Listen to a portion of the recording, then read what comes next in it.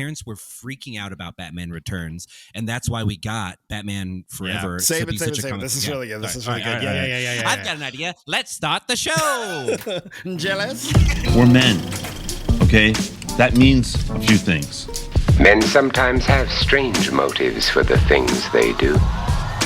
But we are still proud. For if a man loses pride in manhood, he is nothing. I'm a man. I'm sensitive. Confronted with their true selves, most men run away, screaming. Isn't this a strange conversation for men who aren't crazy? You make me want to be a better man.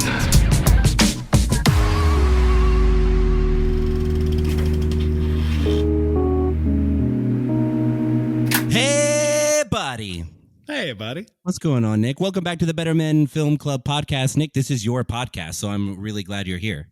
Dave, guess what? This is also your podcast, so thank you for being here. How serendipitous. Let's do an episode. I'm always worried that I'm going to show up to these podcasts and it's going to be somebody else's podcast. Yeah. I'm like, oh no, is this Tiger Belly? Is this is this Fresh Air with Terry Gross? I don't know. And then thankfully it's always you. I'm like, oh, thank God. Yeah, no, we take our link security very seriously here. It's true. Yeah, I wish I had the link to hop on the Tiger Belly podcast. I've got some things I'd like to share with Bobby Lee, you know? Yeah. Bobby, yeah. I know you listen. Big fan. At me, okay? At me. We should talk.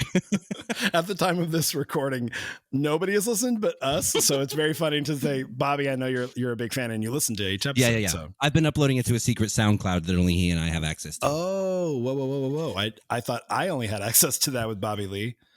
Hey, you know what I do want to do? I know we actually have, I feel like we've got a fairly long episode today now that we're starting to figure out some formats and things we want to do, like good stuff. But before we get into any of that, I haven't told you about this yet either. I like to save some on-air surprises for you.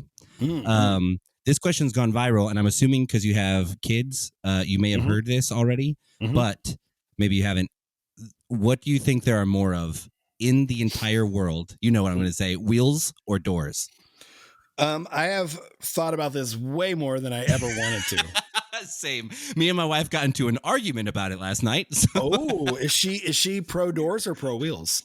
She is, honestly, she is apathetic. And I just wanted to have an impassioned conversation about it. Yeah. Yeah. You married the right person. I did. 100%. She is the glue that keeps this together. She's like, honestly, Dave, I don't know. What do you want me to say? I don't know. Hey, there's a war in Ukraine right now. You want to go to bed? Can we just count our blessings and peace out? Why do we have to talk about this? I think that there are more wheels than doors. Wow. Follow up. Why are you so wrong about that? Mostly because I think about like Legos and cars and stuff like that, which have doors on them, but a lot of them don't open. Therefore, I don't think they are doors. What about like hotels? What about buildings? What about skyscrapers with thousands of doors in them? What about trains and 18-wheelers and stuff like that? How many 18-door buildings are there? Not very many. You know what I mean? Like it's. Let's Google it. How many? Hey, but this Siri, is what was so interesting. Shut up. How many? No, just kidding. Okay, fine. Forget it, Siri. No, that's what I think is so interesting about the argument, though, is that I go like, oh, it's fun that there is a question that's going viral right now that cannot be settled. I know. Because this is what we always talk about on this podcast is that like we used to be the go-to person in the friend group because people will be like, hey, who was in and we have that encyclopedic knowledge. No one cares anymore because you can Google it, but you can't Google this. Yeah, there's a great Pete Holmes bit about this called Impregnated with Wonder. And we used to walk around doing that with each other where we were like, I don't know, where is Tom Petty from? And initially, I think there's something great about it because the second I Google an answer to something, I forget about it by the next day. I don't remember what that answer is because we don't have time to think about what the answer might be. And so we don't log it away as deep in our brains because we know at any point we can also Google it again. And so it is fun when you come across questions that really cannot be answered or probably could, but I don't know if it's possible to, I don't know. You get into like a lot of philosophical discussions about what is a door, what constitutes a wheel. Literally, does it have to open, or are you just talking about door frames? Yeah. But I think ultimately where I land on this is very similar to your wife, where I'm just like, okay, I have to go to bed. Yeah. I also can't think about this any longer. I agree. And so our official stance as a podcast is doors then, right? Is that what I'm hearing? Sorry, you broke up there. I heard you say wheels. Well, I went through a tunnel again. Yeah. A tunnel is the opening to that tunnel considered a door? I don't know. Anyway, no, okay, not. Moving on. We don't know.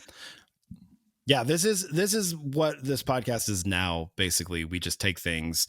I can't wait till we loop back around and talk about whether that dress was blue and gold or yeah. What was it? White and Lonnie, or what was it? Yanni or Laurel? Oh my God, we were all so obsessed with that. Literally. Yeah. Wow, what a dumb people we are. If you're just joining us and this is the first episode you're listening to, my name is Nick Flora. I'm in Nashville, Tennessee, and I'm a musician and coach, and I love movies. And this is my favorite way to talk about like life and the way that I like looking at life through art. I think it's a powerful way to hot take. I think art's a powerful way to look within ourselves and figure out some stuff and figure out how we work and operate and motivate each other. And Dave is a very similar like-minded person in this regard, and we've been having these conversations, basically these non-recorded podcasts is what I call conversations. We've been having those for months now. We decided to just start it and let you guys in. So this is Dave Gregory. Hi, I'm equally obsessed with that. To the extent that I think my favorite moments in this podcast are when we finally find things that we actually disagree on. Oh, same. I'm like, ooh, can we sit there? I'm actually excited to hear about it because today we're going to talk about a movie. It's the first movie we saw together.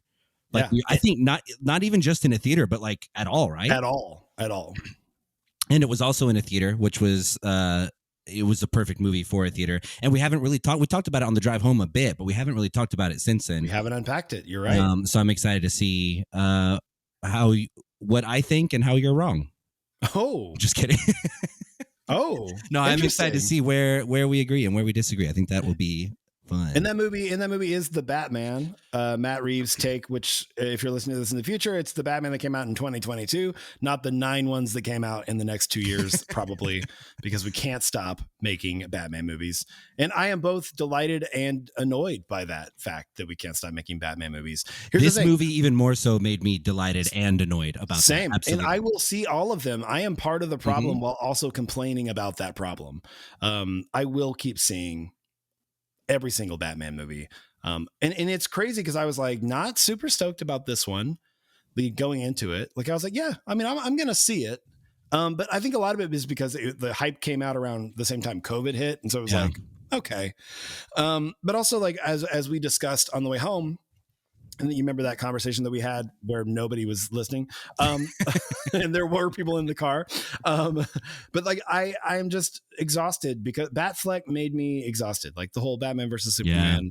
So and the Justice League. It's just hard to get excited about Batman. And then as soon as this movie kicked in, I had the thought, almost said it out loud, I fucking love Batman. Like as soon as he enters the frame, I'm just like, oh yeah, I love Batman. I forgot. 100%. So, I also want to start a campaign. I might do like a petition for this. Batfleck was coined like right away. I feel like when that was announced that he was going to step in, and I feel like no one is taking advantage of the opportunity to coin Robert Pattinson. But I don't know if it's just me that likes that. It's a mouthful, and I say I just took a poll I took a poll on the internet.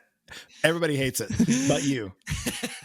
That's the ticket. That's what I'm going to respond. I'm going to respond to things I don't like with outdated impressions of Jon Lovitz. Yes. Okay, what would Jon Lovitz as Batman be like? What do you think?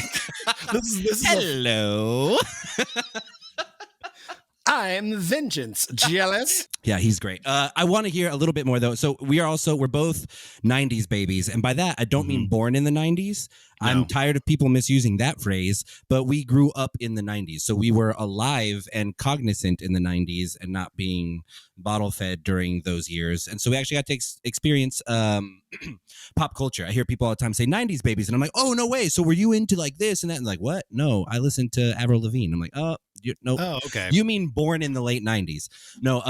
Yeah. But I still, I kind of, as we get into the whole Batman conversation, before we even talk about this iteration and our thoughts on it, I think it's really, we were talking about this off air. Can you say that with a podcast? Yeah. Offline, about how, honestly, just how different every single Batman movie has been made. But I kind of think it's unfair to kind of like silo them and compare them, because a lot of them, especially like Batman and Robin, Batman Forever, they get a lot of criticism because it's like, oh, the tone of these other ones was so much better, without realizing, I feel like the critics of those films don't realize, like, the tone of those films was a direct product. It was a direct result of the films that came before it and everyone's reaction to them, you know? Yeah. And the 90s was a crazy time. Like, we think people are reactive right now with the internet. Like, as a kid in the 90s, it just depended on what was on Dateline that night. And on Monday, my mom would ban something else in our household, you know, because it was like the height of that panic. For me, it wasn't even Dateline. It was like something even more niche, which is like Focus on the Family. Mm-hmm. Like anything James Dobson put in his magazine and sent out to parents, my parents were like, oh, well, we can't watch this anymore. Like, we weren't allowed to go to, like, Disney was banned for a while because they had pride parades. And so we couldn't even go to McDonald's because they were in cahoots with Disney. And I'm just like, so you're taking away all happiness from me. I'm 7. You're taking away all happiness. What's next? Pee Wee Herman? Oh no. Yeah, I'm trying to remember. You're more encyclopedic with your knowledge of this stuff. What year did Batman come out? Like Michael Keaton's first. Was that 88 or 89? 89 was the first one, was like the Tim Burton Batman. So Batman Returns is the first one I really remember, because, again, I was born in 86. Mm-hmm. And so I was within a few years of that release of being able to watch that. I'm sure it was parental negligence, because, man, do you look back at Batman Returns, it's dork. It's dork. It's dork. But wait, hold. I don't know why I always thought, oh, it was the Joker. Batman, Michael Keaton, Batman 89 was Batman Joker. Was Joker, was Jack Nicholson's chewing up the scenery Joker. Absolutely. Which is fantastic. Like, I watched it recently and I'm like, this is fun. I like those first, I like the Keaton Batmans. Batman Returns, I like better than the first one even. I think 100%. They really found where they were going with it. And I didn't realize that there was so much, it wasn't cartoony enough for a lot of parents, and a lot of people complained about Batman Returns because they tried to make that movie.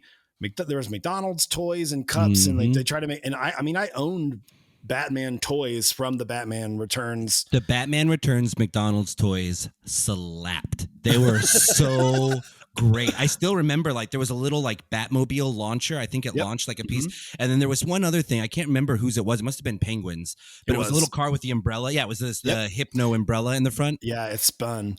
I had all those things. And what's crazy was the toys for that didn't really reflect. It didn't look like Danny DeVito's Penguin, which is terrifying. Like, he was vomiting black bile the entire film. It was terrifying. And they really cartooned it up for the toys and stuff, which makes sense. But there were a lot of parent groups that had a lot of issues with it, which I guess I get. But I was allowed to go see that one in the theater for some reason. I was 10 when it came out, and I loved every second of it. I don't remember like being grossed out or sickened by it. Absolutely. Well, and what's more is, I mean, the only reason, in my opinion, the only reason those two Batman films hold up, the first two, the Keaton Batmans, is that they is the tone, because the writing, this is early 90s, late 80s comic book writing, where how does Catwoman become Catwoman? She dies on a pile of cats. And then I think they lick her face, and now she's a superhero Catwoman. I never got the subtlety of that. Yeah, you go like, oh, so what was your origin story? She fell off a building and landed on some cats. And cats licked her. Cats licked her dead face. That's all it takes. She is now the Catwoman. And so... which is wild, because that is not how Batman became Batman. Like, Batman's... Is it not? Batman's mom and dad had to die. Yeah. But Catwoman just gets to get licked by cats. When did Batman get licked by a pile of bats? Did that not happen? Yeah, I was like, at some point, Bruce Wayne is like, what the hell? So, like, mine has to be metaphorical. Like, I have to literally lose my parents. Yeah. Bats are a metaphor for me. But she gets to almost die and be brought back to life by kitty licks. This isn't okay. It's ridiculous.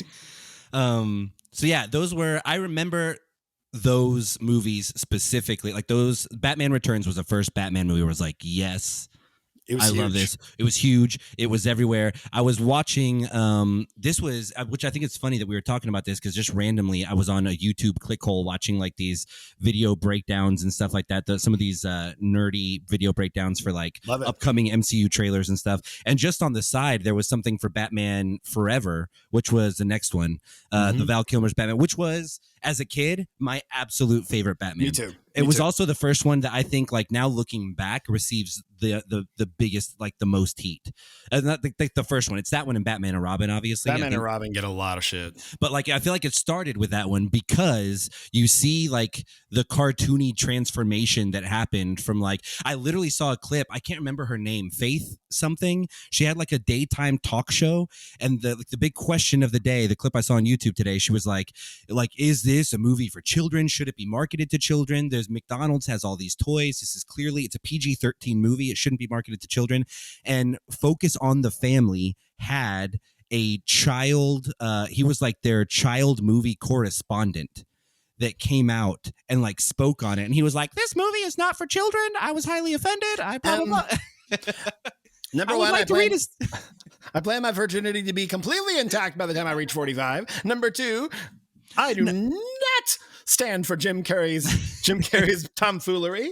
No, this was Batman Returns. He was talking all that mess on that one. Talking about Batman Forever. Okay. No. And so, but that, I think it was all that panic that led to, because now you have to remember, like right after, this was after The Mask. It was after Ace Ventura. It was after Dumb and Dumber. So like Jim Carrey had just released 3 of what would go on to be some of the most like cult classic, flawless comedy films of the 90s. Like it's hard to find anyone. 95 is peak Jim Carrey. Couldn't have been hotter. Yeah. And so when he came in with that take on the Riddler, on top of that, the Riddler up to that point, even in the comic books, like the joke in the comic books was that the Riddler was an outdated superhero or supervillain. Like there was literally a comic that had just come out where there's this long dialogue between Batman and the Riddler, and he's literally like, they're in this big like warehouse with all of these like bygone relics of the old entertainment age, like carnival things and stuff like that. And the Riddler's literally complaining about like, when did things change? Like, when did I become irrelevant? And then Batman's like, I don't know. And then arrested. Like that was what the Riddler was at that time. Wow. Crazy. So, I mean, like Jim Carrey resurrected did what no one asked him to do. It was like, hey, like brought that back from nowhere. I don't feel like any of the kids were asking for the Riddler, but like that was it was a good, I liked that Batman movie. Like I thought that was a super good one. I liked Val Kilmer's Batman. I liked Nicole Kidman in that movie. Yeah, I do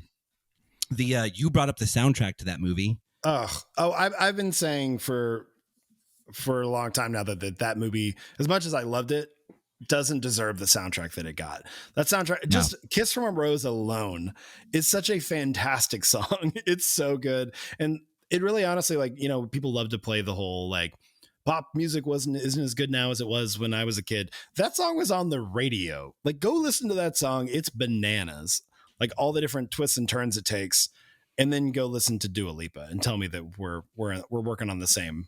And I love Dua Lipa, but I'm like, we're not working on the same playing field here. And had so many hits. I think was Foolish Games on that soundtrack. Was it really? I don't know. Jules' Foolish Games, or was that a different one? I can't. No, Foolish Games was Batman and Robin.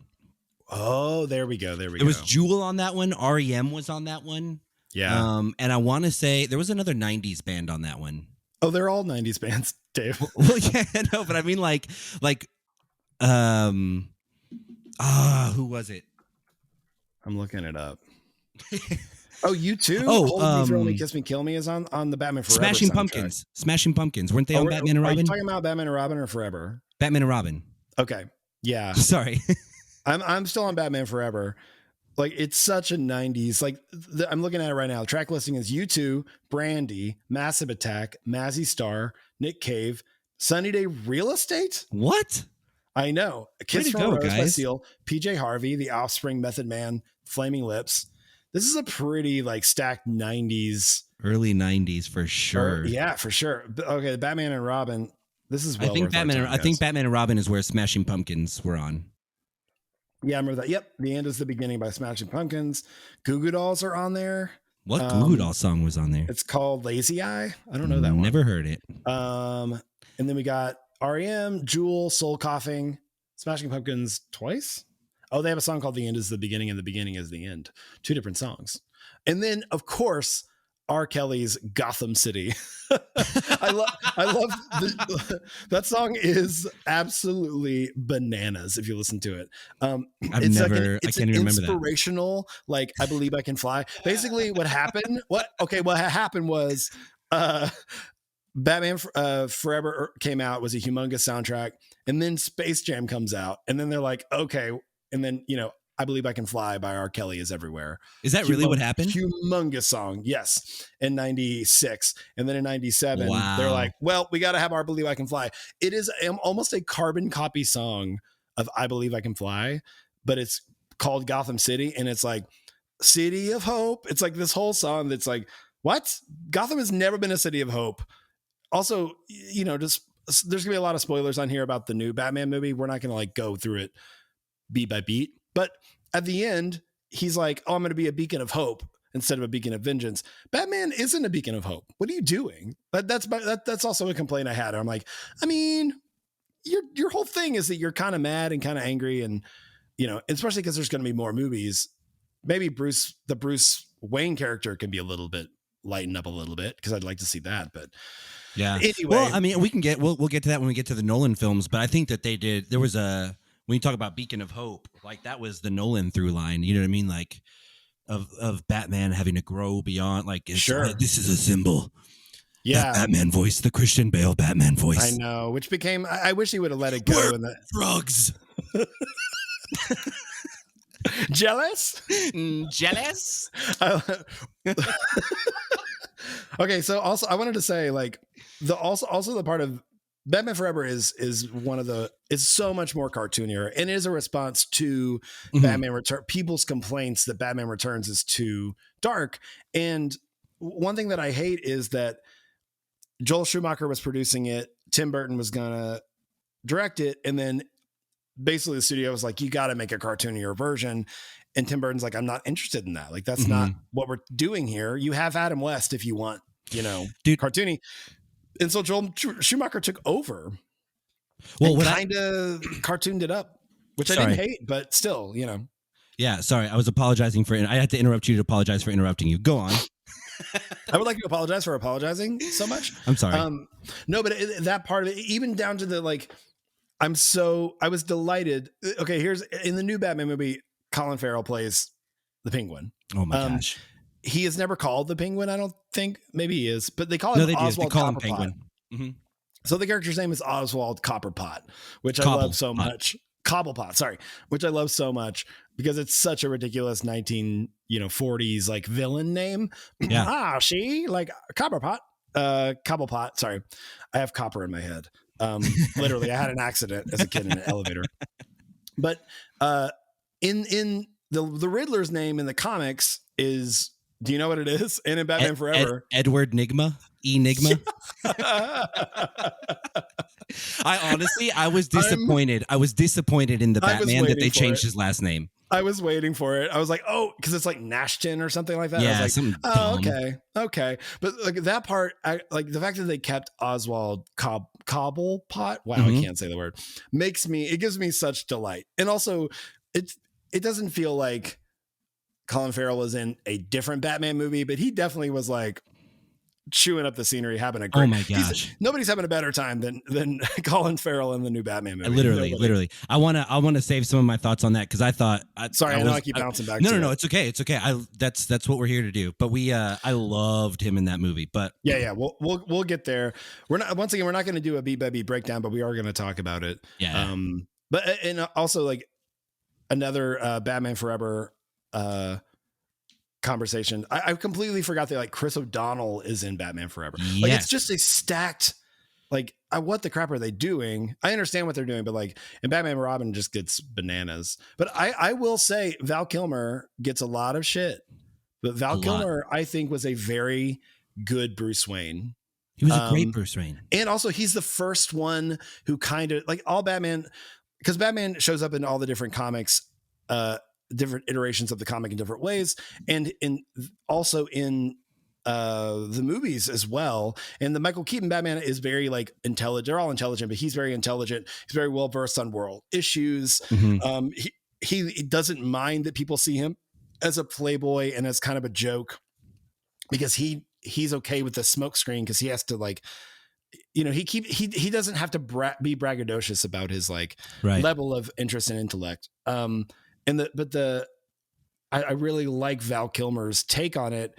It seems a little bit more heartfelt, a little bit softer, but also extremely intelligent. Mm-hmm. I don't know. And he gets a lot of shit because he only did one.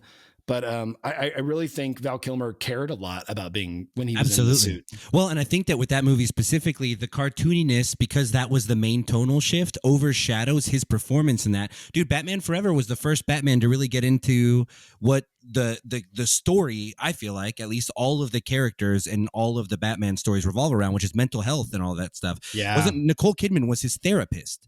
Like he's literally meeting with a therapist about the murder of his parents when he was a child, the thing that orphaned him. And like, that was obviously a story point in the first two, but like that was everything that he was dealing with. Meanwhile, the Riddler and Harvey Dent were just kind of like these frustrating obstacles to his like personal growth in that film is what it felt like, you know? But of course it was so cartoony, it got overshadowed. And I feel like that was the movie studio trying to pump in, like, The Mask had just come out, was wildly successful, incredibly violent, but it was violent in the way that Looney Tunes is violent. And so they're like, oh, parents are okay with this, so let's do that for Batman. And then George Clooney showed up and just ruined everything. Which I don't hate that movie, but I hate George Clooney in that movie. Here's what's wild is I'm the opposite. I hate that movie. I don't hate Clooney. Only because in Batman and Robin, I think Clooney was just a bystander. Yeah. A shit show. He was a passenger on a shit show train that was heading towards diarrhea station. He was just like, if a movie has ever been created to just sell toys, it was Batman and Robin. And absolutely. And it's just so comically, like bad comically. And I think he just was given so many different notes, and I don't know. This is also early Clooney. Like if you hear him talk about it, he says like, I was just an actor. Like I was just a guy, you know, I wasn't a movie star or anything. And like they threw me in the middle of this thing, and I'm still figuring out how to be an actor still. And I agree with him. He was really good at being people, you know. Around the same time is one of our favorites, mutual favorites, One Fine Day. And he's so natural at that, but throwing him in, he has to be a symbol of something bigger. That's not for everybody. That's my thing. And I'm not saying he did a bad job acting in that movie. Like he's a bad actor. He's a bad Batman. He's not a good Bruce Wayne or a good Batman comparatively to the rest. I should say all of that being comparatively, when you've got Robert Pattinson, even Batfleck, all those other guys, Christian Bale, Michael Keaton, Val Kilmer, George Clooney is kind of George Clooney in everything. And he was kind of still George Clooney in that, which comes close to a good Bruce Wayne. But I also really 90% of what I remember from that film is Alicia Silverstone or Arnold Schwarzenegger's. I'm pretty sure a bunch of writers got together and came up with like 30 ice puns, and then those were the only lines he said in the entire film. It's like they just lost all his dialogue, and then everything turned into him being like, chill, bird boy, or whatever. Yeah, like for sure. That was my Arnold / animal from the Muppets. Okay, I'm looking it up right now. Here are some actual lines from Arnold Schwarzenegger's Mr. Freeze. Also, his name, Dr. Victor Freeze. Oh, that's serendipitous. German, spelled Fries. Once again, just going with the puns. Here's some quotes out of context. Austrian. Oh, sorry. What killed the dinosaurs? The Ice Age. That's the thing he said. Okay, this is another line he says. Let's kick some ice. He shows up at one point and says, cool party. In this universe, there's only one absolute. Everything freezes. He once says to Robin, stay cool, bird boy. He says, allow me to break the ice. My name is Freeze. No shit. Learn it well, for it's the chilling sound of your doom. But my thing with that too, that movie was so over the top that I just kind of feel like it's almost a waste of time to criticize it. You know what I mean? Yeah, like for sure. Looking back on it now, and that's part of why my biggest critique of it is George Clooney, because I'm like, yeah, the rest of it was insane. Like I'm not I'm not calling out The Mask because the animations were too loony, or I mean, that's a comic book movie as well. You know what I mean? Sure. But it was just like, you're like, yeah, it was ridiculous. The nipples on the bat suit, unforgivable. What are we doing? This is for children. We know what's under there. But that was a huge, also, like, I learning now in hindsight, years later, Joel Schumacher saying like he was trying to signal to a lot of like gay men, like Batman is basically like, there's a lot of like, oh, I didn't know that. Yeah. He's come out and said a lot of things similar to, like, it was basically just not virtue signaling, but maybe just bat signaling to a lot of the gay communities. Like, look, like, fetishize this dude. Like, you're like, not only that, but I'm going to wink at you so hard that nipples pop out of a suit. Yeah. So I you hear different stuff later on. And I think a lot of it is also George Clooney has a really good sense of humor about it. And I'm a George Clooney fan forever. And I think he was just given something so much bigger than him and couldn't handle it. Yeah. But I will back him up, because actors can act all day long, but like, if the writing sucks, they can only do so much. All of my critiques about George Clooney are really critiques about casting. I don't think he did anything that there was nothing he should have done differently. And yeah, that's the other thing, is that, like, really, when you talk about a movie being bad, this has always been my thing about the Twilight films, and Pattinson is finally showing us that. But the problem with those is writing somewhat and directing 100%. Those movies it is the director's job to get the performance out of the actor, and if someone is flat on screen, the director should see that. And so, like, those movies, it was all the directing that was crazy. But what an insane jump to go from 97 Batman and Robin to 2005 Batman Begins, and suddenly you're like, what is happening? Which is honestly, like, a lot of people like to complain that it's not the movie it's not a Batman movie, necessarily. And insane. And I understand what they're saying, because especially coming off Batman and Robin, like, it doesn't feel like a Batman movie, but it's resetting the palette, which is beautiful. I think Batman Begins is incredible. It's the first chapter, and obviously a 3-chapter Christopher Nolan story, but it really is a whiplash jump to, I don't know, taking something serious and putting it in the real world. Absolutely. And in the way that, like, either don't tell an origin story that we've heard a million times, or tell it in a way that we've never seen before. And that's what he does. Christopher Nolan's like, okay, I'm going to do a whole movie where you're really going to see how this happened. I love it. That trilogy leaves you feeling like, oh, this could happen. A Batman, a billionaire playboy could become Batman in lieu of going to therapy, and we could, all of this could happen, But that was because there was a Tommy Lee Jones quote I read today where he was talking about how, like, he took that role in Batman Forever because his son knew who Two-Face was and read the comics, and he was trying to connect with his son. But he was like, yeah, it's fine. It's just that, like, these movies, a comic book villain lacks a certain subtlety that I look for in trying to connect with my characters when I'm doing a film. And I think that Nolan trilogy just shuts him the hell up, where you go, like, you can look at every single villain from, like, Ra's al Ghul, Bane, the Joker, one of the greatest performances in, like, film, period. Heath Ledger's Joker. And, like, what makes each of those so great was the fact that those actors stopped and slowed down and found those subtle things to add to them.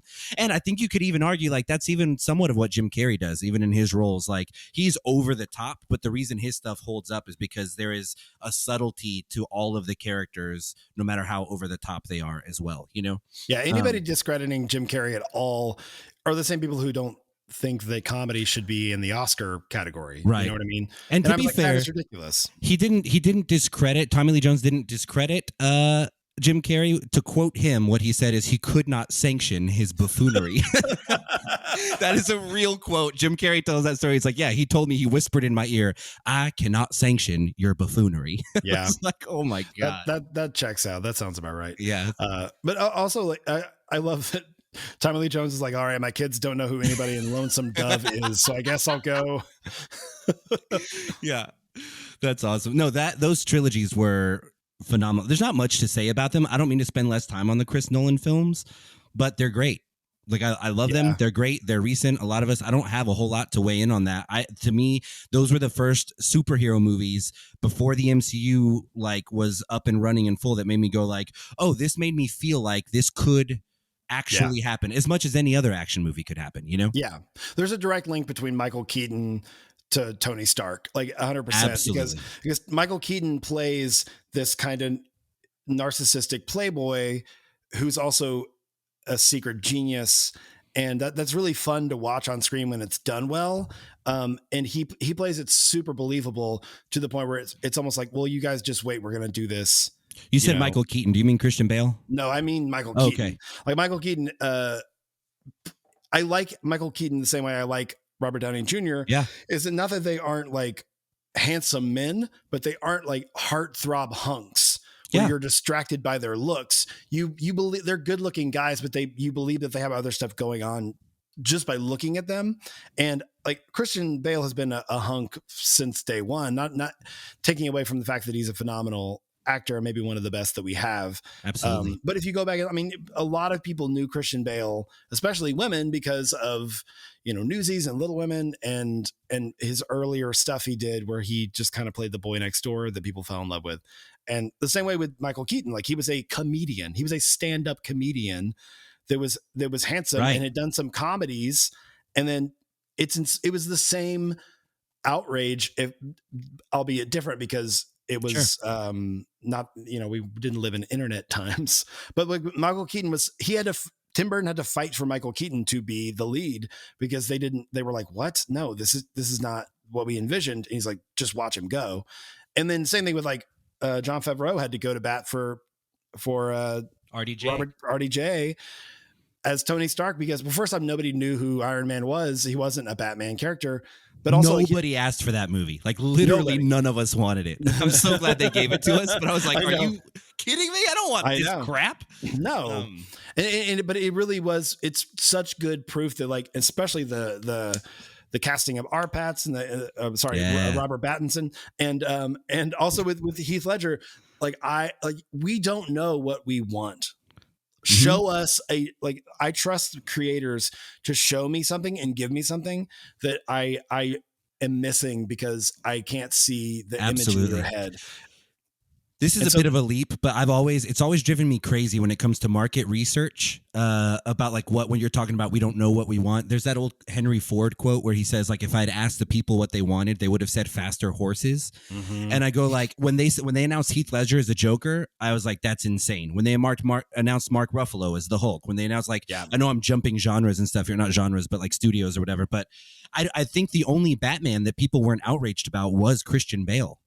Yeah. Everyone else that they announced, everyone was like, what? He could never. It's like, it's not Christian King Lear. Like Christian Bale had proven himself as a dedicated actor. And so fanboys knew that he would take it seriously. And I think Heath Ledger was this heartthrob guy who most notably before this was in the gay cowboy movie, quote unquote, know? So I think a lot of like toxic fanboys were just up in arms about it. And one of my favorite things on the internet during the age of Tumblr, we talk about the age of Vine and missing the age of Vine. Like the age of Tumblr was also fantastic. Yeah. But like, there's somebody put together all of these comment threads of people losing their shit on the announcement of the casting of Heath Ledger as the Joker and just being like, it proves your point that you just made about marketing 100%. Because now it seems insane that anybody else would take on that mantle. Who else would have been given a posthumous Oscar for their it was a flawless performance. And not only that, a posthumous Oscar that was absolutely deserved. Like so many, like you can argue that could have been given to him and it'd be like, we do kind of immortalize people after they die, but like that was deserved 100%. 100%. The thing that guy does, to the point where like you forget almost instantaneously that it's him. Absolutely. He disappears in that role. Absolutely. And the Jack Nicholson Joker, it's him the whole time. You can't. Yeah, that's just Jack Nicholson. 100%. Jack Nicholson. You make me want to be a better man. Doesn't he say that to Batman at one point? He says you make me want to be a better bat. But you're not a bat. Follow. Okay, in like 7 years, I'm gonna do. Why so serious? Jealous. We're just doing Jon Lovitz and everything. Oh my God! Why wasn't Jon Lovitz the Joker? Hello. Or he'd be a great, honestly, just body type. He'd be a great Penguin. Oh yeah, shots fired, and I agree. I'm sure I'm firing shots at the truth. Yeah. Yeah. Lovitz and Bobby Lee are two first subscribers to this podcast. They can argue it out. But why wasn't Bobby Lee's podcast called Bobcast? Is there a reason? Missed opportunity for show. Okay. Anyway, continue. So yeah, that takes us into the Batfleck era, my least favorite era, if I'm being honest. Yeah. This is the nerd part of me that comes out. All of my critiques about this. I mean, Ben Affleck is the one who said, or I think it was Matt Damon, because everyone was like Ben couldn't do it again. The same outrage, and I agreed with them. I also didn't want Ben Affleck to be Batman. But I think Matt Damon, and he just pissed everyone off when he said this, but he's like, guys, it's not King Lear, like it's Batman, and it's he's not wrong. Like this is a superhero comic book movie, and at the same time I feel like the people who miss the mark with this are the people who treat it like it's not King Lear, because again I go like I'm going to sound like a crazy nerd and I'm going to die on this hill, but like for me this is people who miss the point that like almost every character in the DC comic universe represents like a different form or manifestation of mental illness. And I feel like that all of the Batman, all of like Bane, Joker, Christian Bale, Robert Pattinson, who we'll talk about in a minute, Michael Keaton, Val Kilmer, they all leaned into the fact that like, yes, this guy should be in therapy, and it is insane that he dresses up like a bat to fight crime. It is he didn't get bit by a radioactive bat and he's leaning into his superpowers. He's a billionaire who designed a giant bat costume and is hitting people with his hands and feet. Like there's that's mental illness. He chose it also because there's a lot of metaphor there, but like it's a nocturnal animal. He could have easily chosen a raccoon. 100%. Another nocturnal animal, a possum. He could have just dressed up in black. You're right. It is. Like, you know what I mean? You didn't need to add ears to the costume. No, just be a guy. Just be a guy beating up people. But I think you're right. And also the element of mental health that goes through a lot of this stuff. Wait, did we talk about Batfleck enough?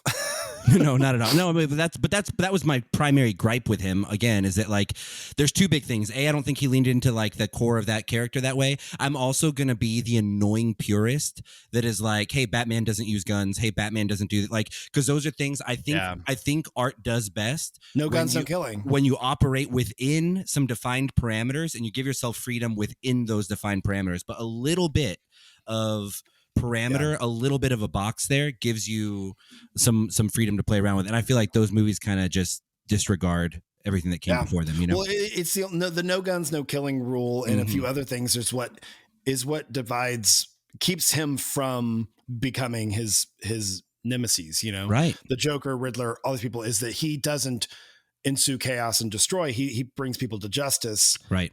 While dressing up and doing it in sort of ass backwards way. Like it is that whole like I do this for a purpose, and and it was touched on pretty hugely in this new Batman, where it was like, oh, you and I are the same. Like we're doing the same thing, buddy. You and me. And that moment of like, oh, he's not completely wrong, but you need you need those rules to separate the two. You need the no guns, no killing rule. And did Batfleck use a gun? I don't remember.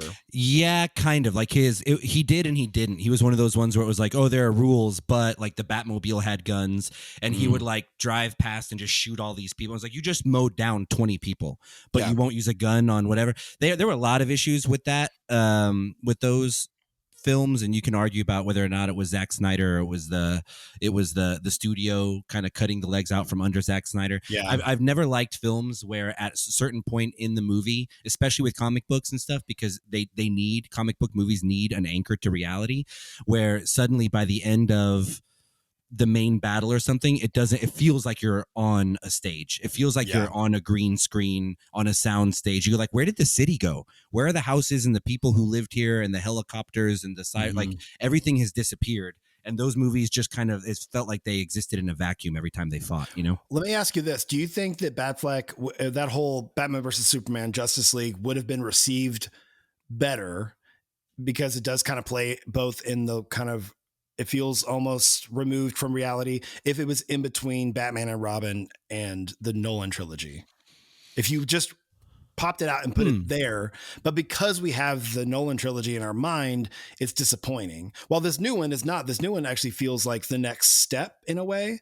Yeah. Do you think we would have like thought about those a little bit differently? I think so. I think that's possible. I also think we wouldn't have gotten Matt Reeves, the Batman, if it had come out that way. Because again, the way these all build on each other, where you go, okay, Michael Keaton's Batman were those movies were dark and violent and gory and scary, especially for 89, 92, you know? Oh, yeah. Then we turn into comic book people. Then it got hyper real. Then it was Batman on roids. We want like Logan, Old Man Logan had happened, you know, all that stuff. And so it was like, okay, we want the old grizzled Batman. The studio kind of neutered those movies. And I feel like all of that led up to our Battinson, like the, you know what I mean? Like the Batman, which honestly, he's getting a ton of heat. I don't know if we're ready to jump to what we think about his Batman yet. Sure. He's getting a ton of heat for it.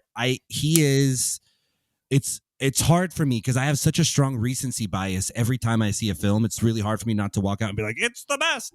But like, man, his Batman, it's still one of my favorite performances of the Batman. It was anchored in less reality than Christian Bale's, but I love the fact that like he really leaned into Colin Farrell does this really well too. Everyone in that movie did this really well. Zoe did it really well with Zoe Kravitz with leaning into like Selena Kyle's trauma that has led up to that point. But it's like Christian Bale did that in one way, right? Like his Batman faced his trauma. That's all he talked about. Like this was my biggest fear, and so I'm gonna reclaim it and take its power away, and blah blah blah. This is a symbol, all that stuff. He talks about his parents' death a lot, but he handles it in a traditionally masculine way.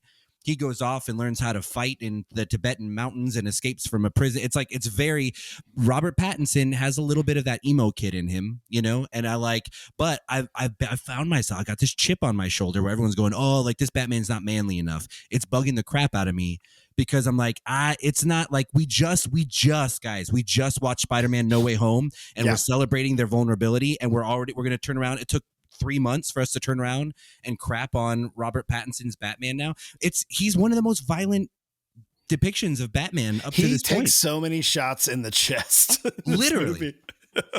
And like the opening scene, he just like it's like 30 seconds of him just rocking some guy in the face over and over and over again. It's in the trailer too.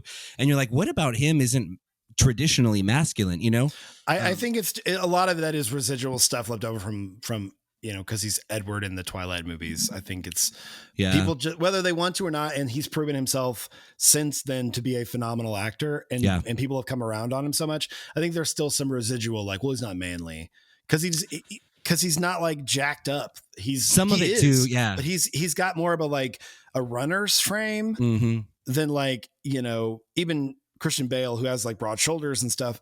So I think a lot of it's just optics, and I disagree with it too. I think he also suffered a little bit from Spider-Man 3 Tobey Maguire hair. Like once Tobey Maguire becomes Venom and he gets that horrible emo swoop. Yep. There were a couple scenes like that here where I was like, if we just cut his hair a little bit, I think we wouldn't be liking it. Like he wouldn't look so My Chemical Romance. I like that because Batman can't. He can only confront his true fears when he's in the suit, and we only see that when he's Bruce Wayne. And so he always needs, when he's making eye contact or talking to somebody, he needs some kind of distance, and looking through his hair is a classic. Like, I can't look at the truth unless I'm behind some kind of mask. And so it kind of, and another thing about like a lot of those complaints that I keep hearing too is like, this is year 2 Batman. Yeah. This is, you know, I made a point to you, you know, in the car on the way home. Great point. It was, thank you. Anyway. I'm cutting you off. Well, yeah. I made a point to you that like, they're all young. Like they're all like late 20s, early 30s, everybody in this, all the main players, except for Jim Gordon. And that's so interesting. It really is like, they're going to build it up. They could build it up over the next 10 years. And that's interesting because, you know, everybody before then is late 30s, early 40s when they're actually entering into it. Yeah. Everybody's a little bit older. And so that's interesting to me too. But like, I feel like his whole emo stance is like, I don't know, it's a little bit more modernized. It's a little bit more, a 30-year-old now would kind of dressed like their favorite bands when they were 10. If that's 2001, it might be My Chemical Romance.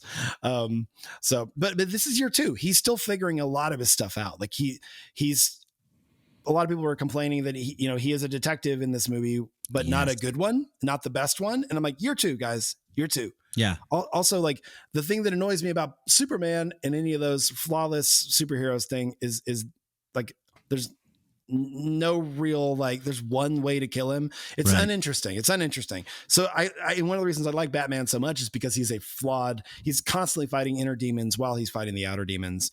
And I like that he's not perfect at his job. Yeah.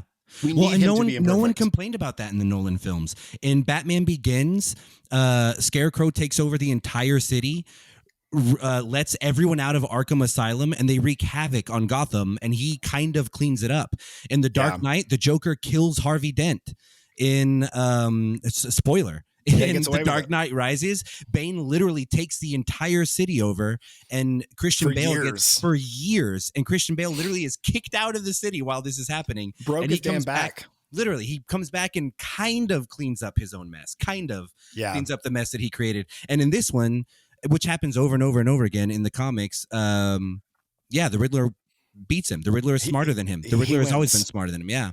Yeah. But that's a good point that you touched on this briefly, but like what does DC stand for? Detective Comics. Detective Comics. This is, in my opinion, the first Batman who was a legit detective. Where Agreed.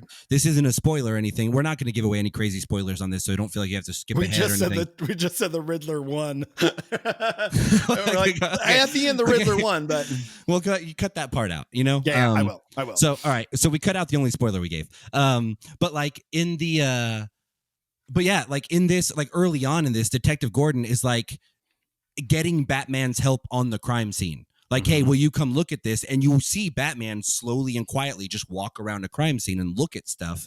And you're like, it's always driven me nuts that people talk about Batman like, well, Superman's superpowers are XYZ, flight, immortality, super strength, whatever, all that stuff. Not immortality, but you know what I mean? While Batman's super strength his superpowers is money. And it's not. It's always been his detective skills. Yeah, for sure. And this is the first Batman that I think showed that off. All the other ones I feel like always leaned on his money more. I love the introduction to the lenses, the contact lenses, where he can record everything he sees, and you even like see he notices parts of like when all the cops are on like at the crime scene taking pictures and stuff, he's looking at things, and then you even notice that like a couple of the cops see him look at something and they're like, oh yeah. And they're like, I'll take a picture of it. But he's not showy about it at all. He's just, cause he doesn't care about them. He's there. Right. Jim Gordon's the only one he cares about because he's the one who's inviting him into this, and they have this level of understanding. And I love their relationship in this movie too. Oh, like, it's so good. It's really great. And like, you really do care early on in the early Keaton films. Like, I didn't really care about Commissioner Gordon as much, but like they really, in Gary Oldman's, I really love his character. But even his relationship with Batman is a little bit aloof. It seems like Gordon and Batman understand each other because they are both detectives, and you forget that. I forgot that. Right. And this was the one where it's like, oh, game recognized game. Yep. This is, dude, you can come in here even if all these other shit talkers are negging you, because like you're good. Like, don't worry about them. And he legitimately doesn't. It just doesn't seem to get to him because he's like, there's a greater good here that I can't let bother me. And the detective element was fantastic. I forgot about that. It was so good. It was fun to kind of see too. You start seeing the real world, like how some of that mythos is developed around like, again, this is the opening 2 minutes of the movie, but they talk a lot about how like Batman has been around. He's been around long enough that the entire city of Gotham is afraid of the shadows at night. Right. You know what I mean? Like the entire city, it seems like good and bad, they're all afraid of the shadows because Batman might be there, but it starts showing kind of how his legend has been building. What you're talking about with those contact lenses, how he'll just look at something and then walk away. And it's like, yeah, they're going, oh, like we are now noticing the things he's looking at, but also like they don't know he's wearing those contacts. So all they see is Batman looks at something out of the corner of his eye and starts piecing the puzzle together. They don't see him go back later on and pull that up on a screen and like dive deeper into the footage and all that. And it's fun to see like, oh yeah, this is what people see, and this is what he's actually doing behind the scenes. This is the detective work he's doing behind the scenes. Another thing that I loved about this movie right away, yes, was Gotham. This is the best depiction of Gotham in any Batman movie, in my opinion. I want to live in that Gotham for another 2 or 3 hours. The movie was entirely too long. It was easily 40 minutes too long, but Agreed. it was hard to complain about just because I was like, yeah, I'm just down for this cinematography. And it was such gorgeous. Yeah, exactly. It was gorgeously shot where you're like, just show me stills of this. This is fantastic. Man, and masterfully directed. I don't think that there was one. I disagree with this a lot. I've heard a lot of people talk about how like the coverage is really weird in this movie, which is a very insider Hollywood thing to complain about, and it's only other actors I hear complaining about it. But there are a ton of macro shots, like 85 millimeter lens close up shots of like watches and water pouring and all this other, you know what I mean? There's a lot of really obstructed view shots, like shots through a window with rain on it, things like that. But it felt to me like every single frame of this movie was storyboarded. You know what I mean? Like he knew exactly where things were headed. And that to me is insanely impressive for a 2 hour and 40-minute movie. It's crazy. Also impressive just from a technological standpoint to film. I think that 10% of this movie is not in the rain. Like it's wild how much of it is just wet. And there's a freaking badass car chase scene in the rain, which just from a logistical standpoint, when you're filming stuff is a nightmare. Like, so to pull that off and pull the rain and the dark, you know what I mean? Yeah, like the rain and the dark. Absolutely. Like you have to, you cannot accidentally film that scene well the way you can with any other film shot in the daylight where it's like, just point the camera at people and let them act. It's like, nope. Yeah. Things have to be lit in like perfectly and intentionally. The color theory in the movie, everything, we can get into all that stuff no one gives a crap about, but like it was very intentionally and masterfully done, I thought. And I didn't even realize did Matt Reeves direct all 3 of the Planet of the Apes movies or just the last 2? Just the last 2. And he also, so Matt Reeves, who directed this, started kind of in, which is crazy. He directed Under Siege 2. No, he did not. He wrote Under Siege 2.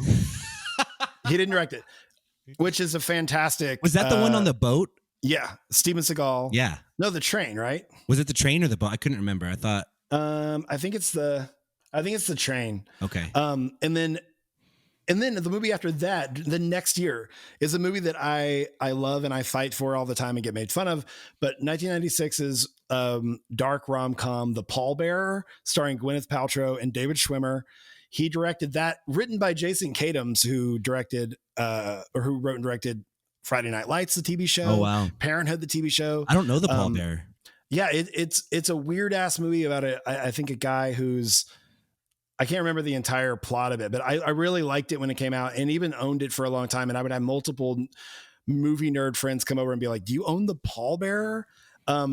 But it's about a kid David Schwimmer is a 25-year-old dude who lives with his mom.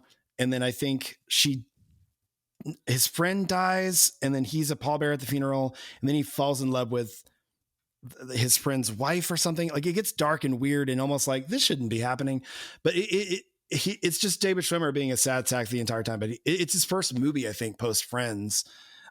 It's really good and has a lot of, I think, and Matt Reeves directed. I didn't know that until today, and I was like, what else did he do other than the Planet of the Apes ones? He did Cloverfield, didn't he? And then Cloverfield was the first big kind of set piece. Yeah, he did a movie in 2000 called The Yards, which was kind of dark. It's hang on, I gotta look. It's on the other side of my computer.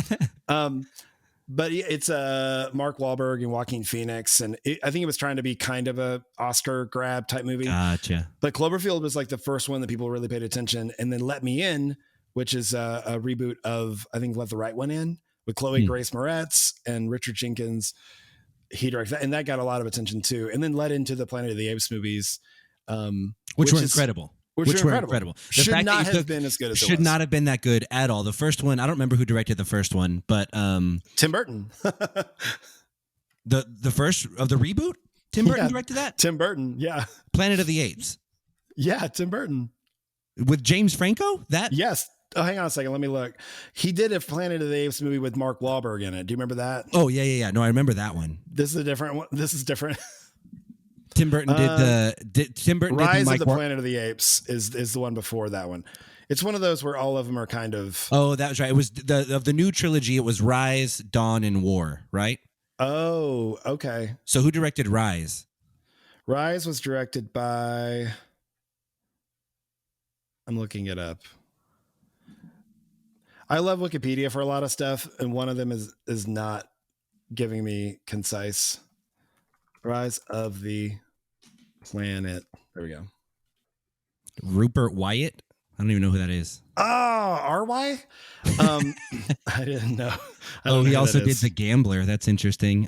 Yeah. So, but I mean, all three of those movies were great. So I'm not Wyatt. Okay. No hate on Rupert Wyatt because I thought that first one was good. But there was no. I remember the Mark Wahlberg Planet of the Apes, which was campy and a blast, super campy, and super fun and all that stuff. But like again, that new trilogy for Rise or Planet of the Apes makes you go the same way that Chris Nolan's Batman does. You go like, oh yeah, this could happen.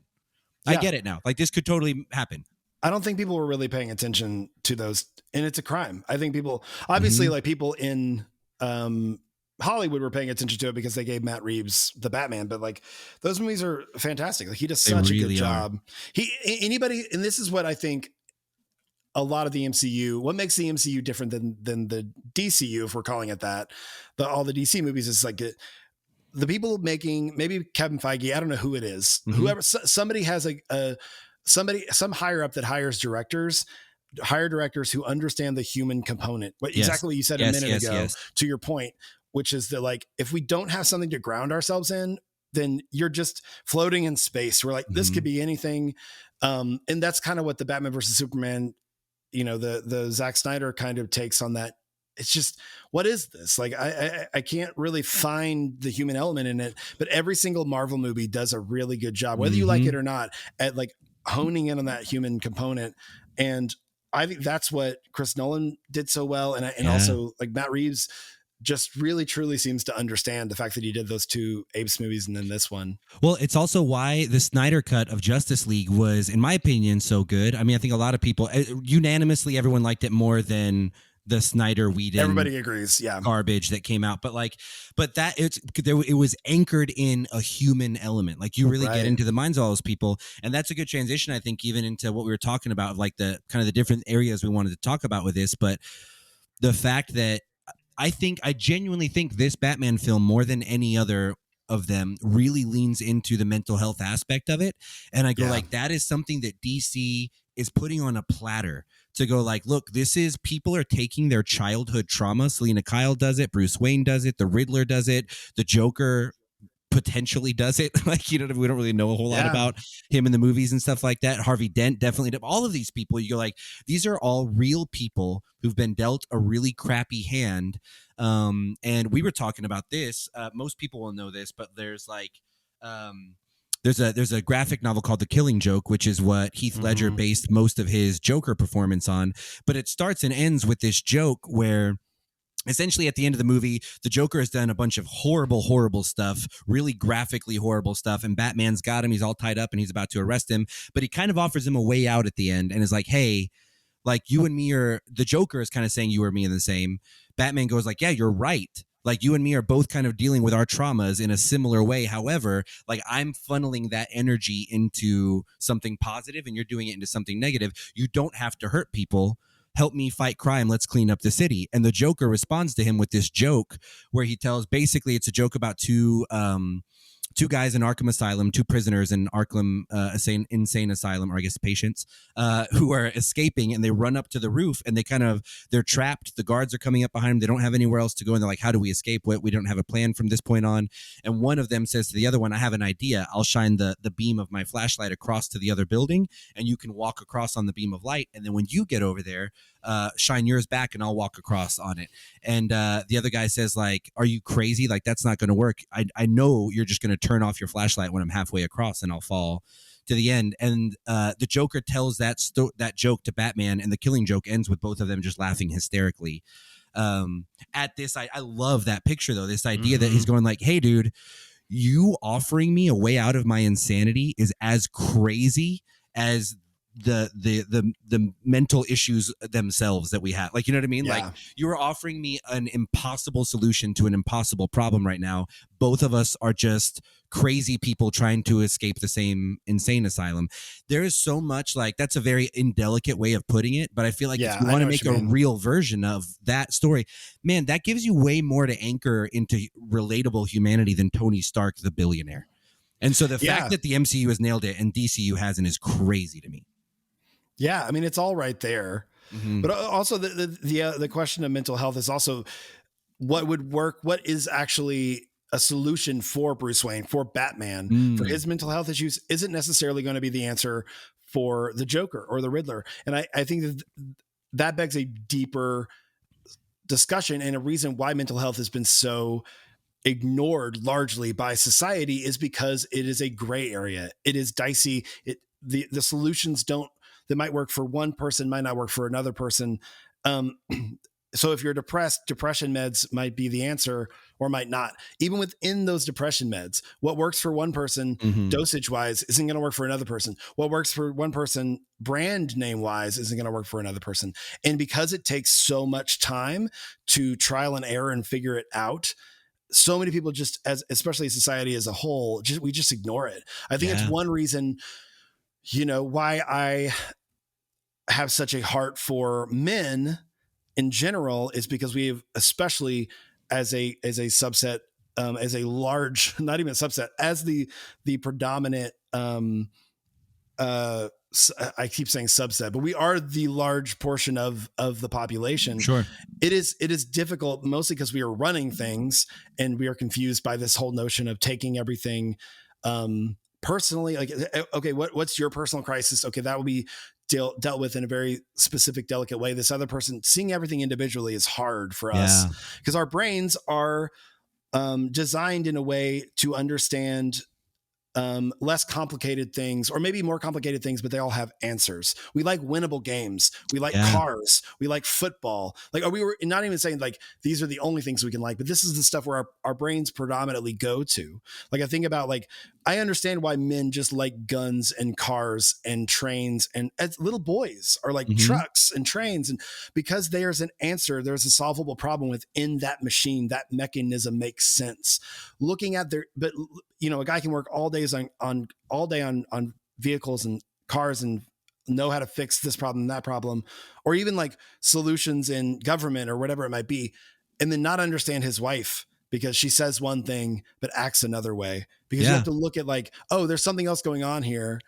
The human emotions, the human brain is a lot more in depth and a lot more like, oh, we've learned to react in a certain way because we'll get a certain response if we react a certain way to a certain thing. And I love Batman for multiple reasons, but one of the reasons is because it invites me into my own psyche as a man. Right. Like, why do I respond so much to this? I also have a lot of the things that Batman has, which is I have this like a lot of Americans and people in the world, but specifically Americans, like I have this bloodlust for like, what if I had all the money, limitless options and resources, right?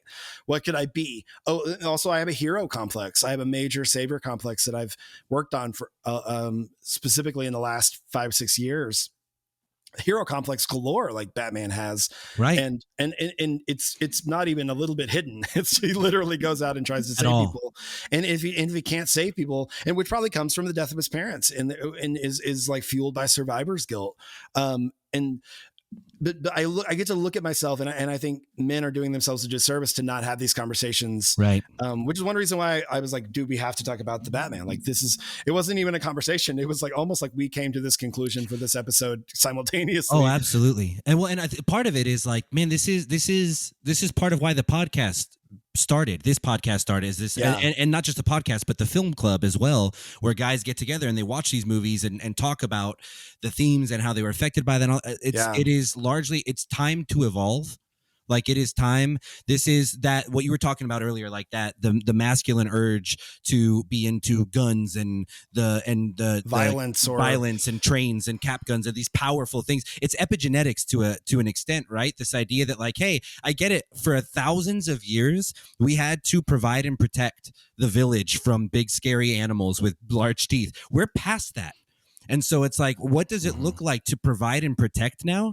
And I think that's something that this movie did a good job of talking about, the Batman, because it picks up, like you said, a couple years into his tenure as the Batman. His tenure as that's the weirdest sentence I've ever said. But like this idea that he's like, hey, look, I exist as a symbol. I think at one point he talks about, it's in the trailer too. He says like that sign is not just a signal, it's a warning.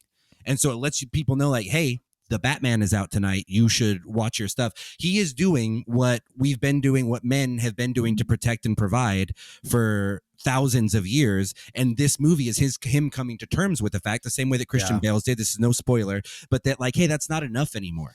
It's not enough just to do that anymore. We have to stop and go like, hey, you can't do this on your own. You have to start asking yourself why you're motivated to do things the way you're motivated to do them. And if that is actually protecting and helping people or not, you know? Yeah. And also just updating our definitions about what it means to protect. Yes. Because at some point, and I feel like they do a really good job in this movie with Zoe Kravitz's Selena Kyle to be like, what you think you're doing to help me actually isn't helping. Like I thought we were on the same page here, but like, I'm going to go over here while you go on your crusade over there. Because I think a good example of that is if you would have asked me when I was a teenager, if I'm out with my girlfriend and somebody, spits on me or like threatens me or whatever, what does a man do in that situation?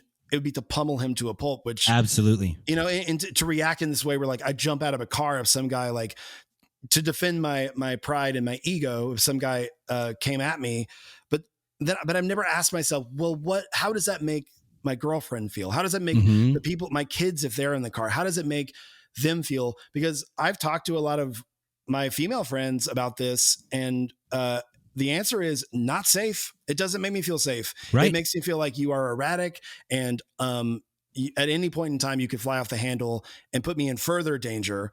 And that never, like, just stopping to ask that question, which is just one step beyond what my like evolution is telling me or what like my genetics are telling me.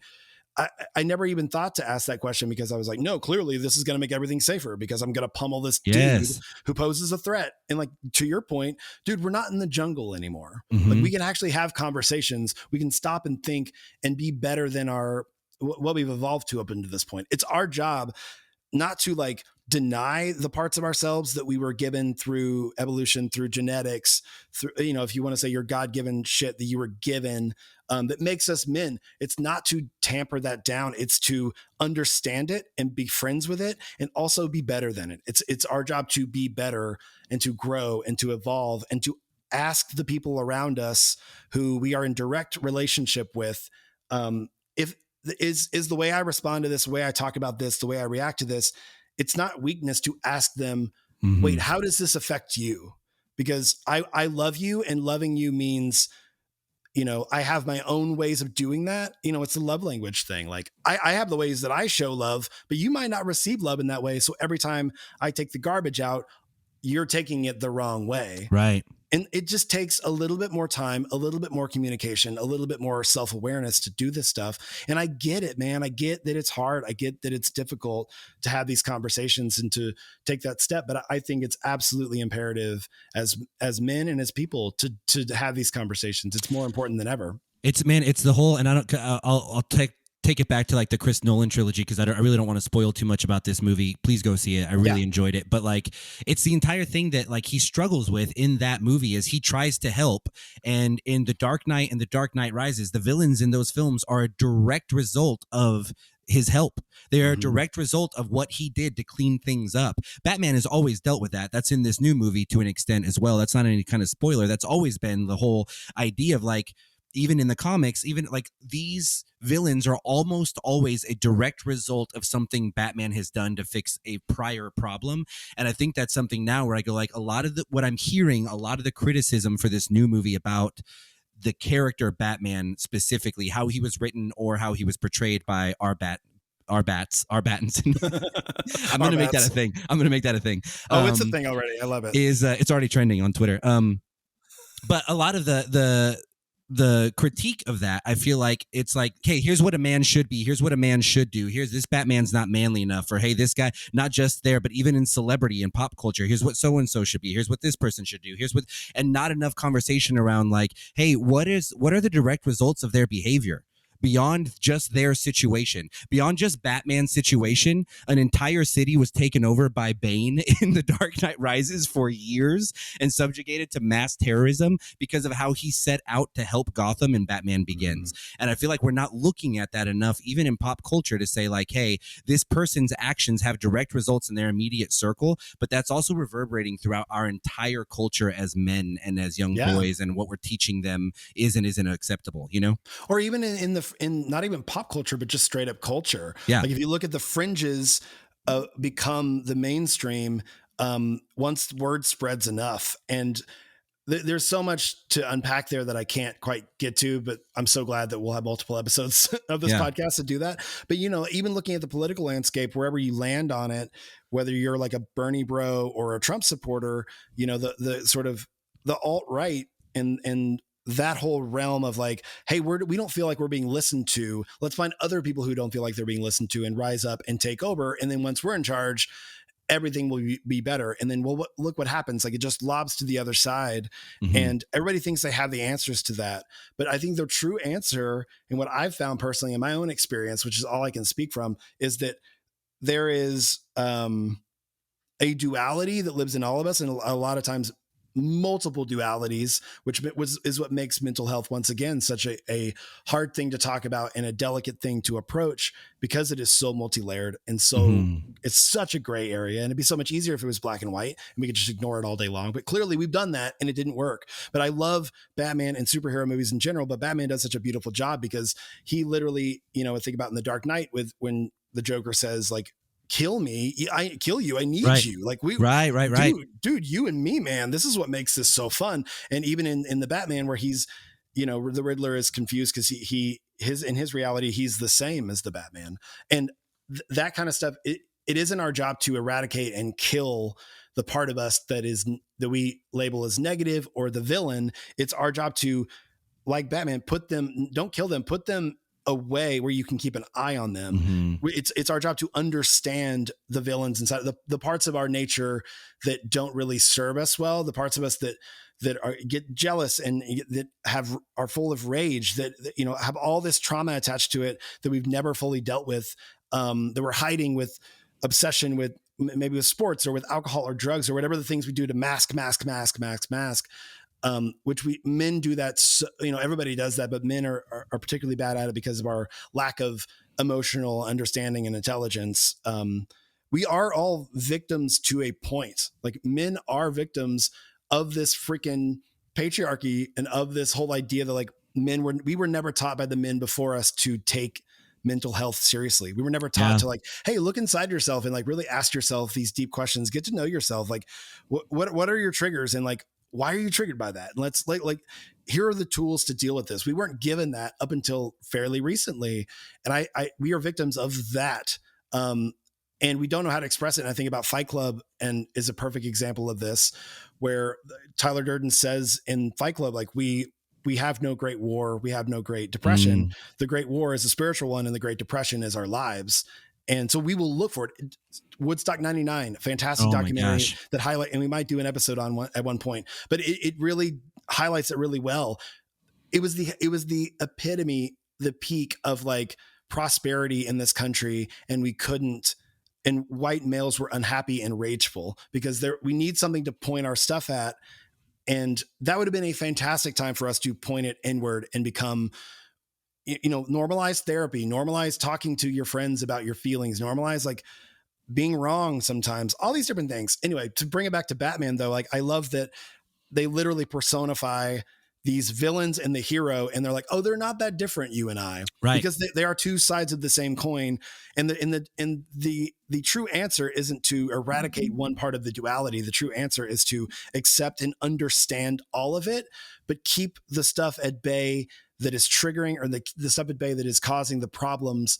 Keep an eye on it. Like we can't fully be not triggered by the stuff that goes so deep in us that we don't even have cognitive memories of it because, you know, our parents did this or our church did this to us, or the stuff early on. But what we can do is understand it so clearly that we don't miss it when it pops its head up. The second the Riddler starts prying the bars open, we pop him on the head, kick him back, and put new bars up. You know what I mean? And all of this is a beautiful metaphor for if even Batman. Like, if you don't start doing that work, if he would do the work, he would need to be Batman. He could just come down and be Bruce Wayne. And in this one, it seems like he doesn't want to be Bruce Wayne. Well, and it's similar. You can even tie it back to, I think, to an extent, that Harvey Dent quote from the Nolan trilogy of, like, you either die the hero or live long enough to see yourself become the villain. And it's like, or we become vulnerable about the process of growth and change. That's not a good line for a movie, but you go like, hey, like there is that weird mentality of, like, people in the spotlight have to be perfect, or we discover a flaw in them and we cancel them and remove them. And it's like, no, where is, and I'm not trying to excuse bad behavior, because what I'm saying can be taken wildly out of context, but, like, where is the example of seeing somebody that was beloved, that was a hero, that was adored for whatever, that is now going through something where you're like, hey man, this isn't a great look. How do we help that person on a path back to, like, redemption, to getting back to a place of health, instead of going like, nope, you're done. We liked you, but now you're showing warts and all, and we can't have that. So you're done. You're going to die the villain, or you're going to become the villain because you didn't die the hero. I think that's even partially what you sent me that link earlier this week from all the stuff that's going on in the news with Kanye West, Trevor Noah's response to the Kanye West, which was really good. It was really powerful. But in a way, I feel like that's what's happening there as we go. And I don't want to excuse his behavior at all, but that mentality of, like, you die the hero or live long enough to become the villain. Like, he's becoming the villain right now because we refuse to see our celebrities as people who need help. Absolutely. And he's a fantastic example of that, where I feel like right now in Kanye's world, he is Batman. I feel like he really does feel like he has created and projected and has the means to project a reality in which he is the hero, and anybody that comes against him is the villain without any kind of, like, context. So whether it be Trevor Noah, who actually was really easy on him in that clip, like, because I'm not a big fan of calling people monsters or it dehumanizes people. Sure. But he is a troubled man who has mental health issues, obviously. But his actions are the actions of an abuser. So in this situation, if you're unfamiliar, Kanye West and Kim Kardashian West got a divorce. She started dating Pete Davidson, and now he's doing all these outlandish kind of public proclamations trying to win her back, stalking her, buying a house across the street. There's a lot of things. If you can go as deep as you want if you want to look it up on the internet, but that's the nuts and bolts of it. And now it's becoming a point where he's projecting basically, or posting all of his stuff almost daily and then deleting it and then getting into trouble, getting blocked, all this different stuff. But it's really painful to watch. And I feel like this has happened time and time again. We've seen so many people, because we have it in our minds that rich, pretty people have all their problems solved, so their problems aren't real. Look at you. If you look at everybody from Marilyn Monroe to Brittany Murphy to, like, the people who have been crying out for help for a century of pop culture being the way it is. And we're just like, it's fine. Britney Spears. Like, if you look at all these things, we're like, how could they truly be unhappy? Right. And a lot of it is mental illness, in one form or another, which is another reason why it's hard to tackle, because it's a spectrum, and you don't want to step into that if you're not prepared to have that conversation. But this specifically, the Kanye thing is such a good example. Because for men, especially, like, men, take a step back, because you might see yourself as the hero, but you are the villain in somebody else's story. And there is, and especially if you claim to care about somebody else, you need to take, and there are vulnerable people in your life, you need to take what's in their best interest to heart. And there are people who I guarantee you are seeing the Kanye thing and are like, man, that's great. He's going after his woman. Right. First off, women aren't your property, but like there's so much, but that mindset has been in our psyche, in our art and culture. And I mean, think about how many songs are about like, that's my woman, I'm going to go get her right. back. How many and to an TV extent shows? too, like it's the by any means necessary idea. You know what I mean? That's back more to the romantic. Like absolutely. If more extreme the means, then more extreme the romance. And I'm telling you, because I've listened to so many of my female friends talk about this, and I encourage all my men to do the same. Like, talk to your wives, talk to your female friends about this. They don't see this as romantic. It's scary. It is scaring them. Well, not only that, but I go back to the Kanye thing. There's things that he's talking about where like, yeah, if he doesn't want his daughter to be on TikTok, that's his daughter. He should have a say in that. He kind of has a point. He has a point that is being wildly overshadowed by his toxic approach to it. And I don't mean to like try to like get all youth pastor on the correlation back to Batman and everything, but I go like, hey, back to that same deal. You're looking at like the struggle this superhero has, and why I love how grounded the new Batman is in reality and mental health and all that is the idea that like, hey, you set out to fix a problem. You set out to do what you thought was right. You are fighting this righteous battle in your mind, and you're creating a bigger mess than you are trying to clean up in the end with your methods of going about that. And you can't discover that without having people around you that'll be like, hey, dude, do you see what you're doing? You're so focused on that problem you're trying to fix that you don't realize you're a bull in a china shop right now, knocking over everything else and making this. And it's like similarly with Kanye, I go like, man, you know what? If I was a father, I might not want to see my 7-year-old daughter on TikTok either. I don't know how old she is, and that's your prerogative. But maybe like stalking and being verbally abusive and throwing racial slurs out at people on social media isn't the way. Like you're overshadowing the problem you're trying to fix with something way more problematic. And it's like, I was not born more evolved than Kanye West or Bruce Wayne or any of these people. Like I have had though people, it's part of what I appreciate about our friendship so much. I'm 35 right now. I am just getting to a place in life in the last few years where I'm going, man, I have some seriously scary and toxic tendencies in me. If I isolate, if I focus only on the problems that I want to resolve, if I'm not in community, if I'm not around people that feel like they have license to go, hey, Dave, what are you doing right now? What are you like? Yeah. Take a step back, take a deep breath. You're causing a bigger mess than the one you're trying to clean up, And it's like, it's that's what I thought was so great about that clip you sent me too from the Trevor Noah thing, is this idea that they're going like, look, this is, we can talk about there are issues on both sides of the line here with like Kim and Kanye. We don't know all the details. We don't need to know all the details. That's their business. But at the end of the day, Kim is one of the richest, most successful people on the planet, not women, people. And he said it really well. Not even she can get her ex to stop texting her. That's a scary thing, because there are women with no community, no spotlight, no resources, no money. Forget even the ability to get their ex to stop texting them. They might not even be able to cut off communication with that ex because they rely on them for financial support and things like that. You go like, this is, and instead we're focused on like the popcorn eating frenzy of look at the drama online. I get pulled into that too. I love it. Oh, me too. I love it. And so it's like that, man, that response from Trevor Noah was big to go like, oh crap. This is, what does a woman who's dealing with abuse see when she sees this headline, Yeah. I mean, well, think about it even this weekend. Like, I mean, we were literally hanging out this weekend and you like handed your phone to me like, oh shoot, look what he posted. It's this whole like, oh my God, like at brunch, and then we just move on with our day.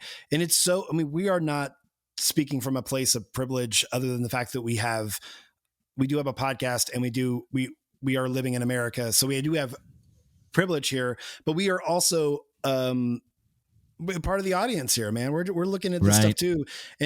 But part of, I think what makes us, or where our strength comes from, you and me, Dave, is that, and I want other men to join in here. It's completely counterintuitive from how we were raised and what our genetics tells us, which is that like, oh, stopping and recognizing when you're wrong and then course correcting is strength. Stopping and when you're an emotive, reactive, impulses, and to be like, wait, I don't think this is giving me the intended result that I want. And then looking to somebody else who you trust and love and asking their opinion. And then no matter what they say, taking it as the truth from them. Like that is strength. Like absolutely this constant, like, nope, just bullheaded going through life however you want and however you feel, as if your actions have no consequences to you or the people around you is weak and scary and is not doing what you think it's doing. And even if you don't believe me right now, if you're listening to this and don't believe me, just test it out as a theory, just like dance with it a little bit, dip your toe into it. Just do it even to prove me wrong and see what you come up with. And I mean, it's something that Trevor Noah says at the end of that clip is like, hey, I'm not saying, he's not indicting anybody. He's just saying, hey, I think it would be worth it. What would it cost us to pump the brakes for a minute and ask ourselves, is this something we should all be like treating as entertainment, or is it something we should treat seriously? And if we're wrong, we've lost nothing. What's the worst thing? We put our flashers on absolutely a little bit because we might be headed towards a car wreck here. You feel silly after you slam on your brakes when a car in front of you stops short, but like when you're not in a wreck, you feel silly a little bit, but then you're alive, and so is the person in front of you, and you're always glad you did it. But that is a fantastic metaphor for this. Like, okay, and we've also seen this happen time and time and time again, where we don't believe people, or we're like, how rich people problems, but we forget the part of that sentence, which is people. They're people. Can we focus on the fact that they're people, and they're living in such a public way that I feel like, while we're also just judging them and dismissing, like, maybe we can learn from the past and actually prevent some tragedies, and also just send a message to anybody else who's like, oh, I can't wait to get rich enough, be surrounded by yes men, I can do whatever I want without consequences. Because I think that's what a lot of people, especially men, are kind of gunning for. We get off on the fact that there's no consequences. Absolutely. I think it comes across, but just in case it doesn't, I want to say it really plainly, because I know this is how both of us feel. But like, to your point of what you were talking about a second ago, I hope people understand when they hear this stuff too, that like, I want to be able to talk about these things and people not think that this is a podcast by better men for better men. When we talk about like Better Men Film Club, this is a podcast by two men who hope to be better moving forward and have dozens and dozens of things like this in the past, that I wish I had people nearby to say like, hey man, you're going to regret the way you're acting right now. And others where I can look back and go like, oh my God, I'm so glad there was someone there to pull me back and save me from myself. Because this isn't like, hey, we've never made any mistakes and we're here to point out all of the men in the spotlight's stakes, and that's not it at all. It's like, I want people to know like, hey, I think everybody has things that they're not talking about, that they don't want to talk about, that they don't want to share, that they're ashamed of. And it's saying like, hey, you don't have to hide from those things. You can learn from them and not repeat them, Agree. Yeah. Couldn't agree more. We are on a path to betterment. We are dudes who are like, man, like, we recognize our faults, but also our strengths, and we lift each other up and hold each other accountable. And we are aiming to be better. And there's going to be points in this podcast even where like, 50, 60 episodes in, God willing, we get there and we're looking back and we're like, oh, I wish I would have said that differently. Or I this stance has changed.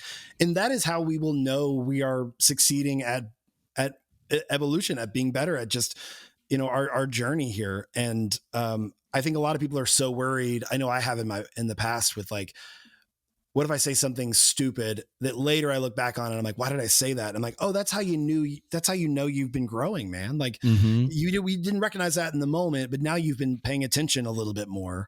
And now you understand like that's not a sign of like cringe. That's a sign of the fact that you are cringing is a sign of growth. And that should be celebrated, especially by the people in our lives, Absolutely. So I want the people in my life to hold me accountable, but also point out, hey dude, I just want you to recognize right now, when you reacted in that way a year ago, different person, you would have done it completely different. Absolutely. Way to go.